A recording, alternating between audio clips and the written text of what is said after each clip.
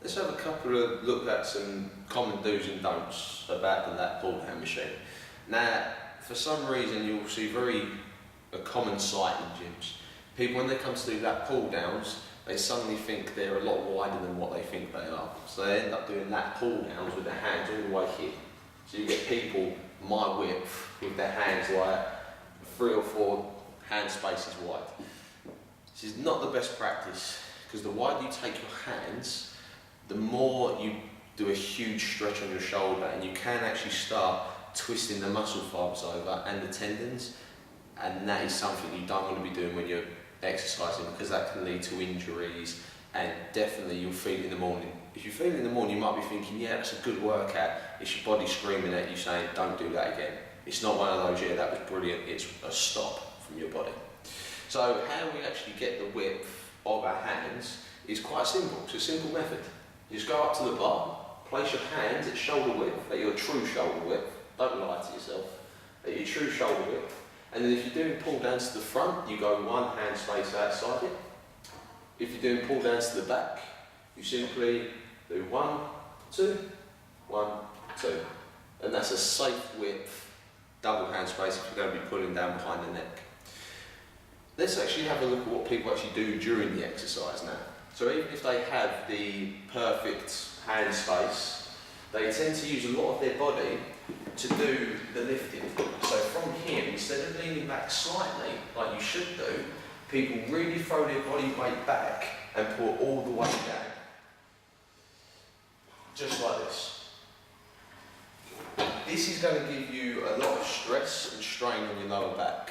What you want to be doing when you lean is just lean back ever so slightly so you can get a full contraction where your lats, the muscle you're working out, just brings your arms down to the sides and back, because that's its job.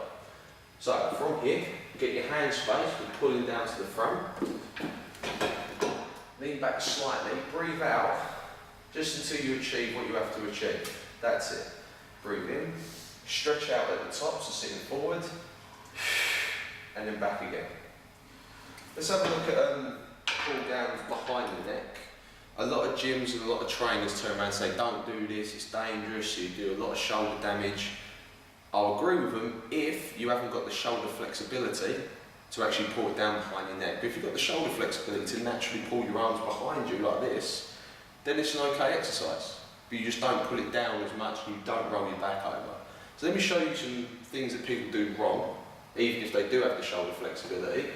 So they get their 2 hand spaces. When they sit down, they crunch their body, just like this, okay? When they're crunching their body over, it's an abnormal movement and contraction for the spine. Although your spine can move in various degrees, underweight like this, it can't do it on a strain, okay? You can give yourself a lot of injuries in your back. So what you should do, just like on the pull down to the front where you lean back, you should push your chest forward on this one to make it work better for you. Because what you're going to try and achieve now is pulling your hands, or I should say pulling your arms, down by your side and slightly behind you. So when you've got your hand spacing for your shoulder width, sit as close into the machine as possible. As you breathe out, push your chest and your face forward.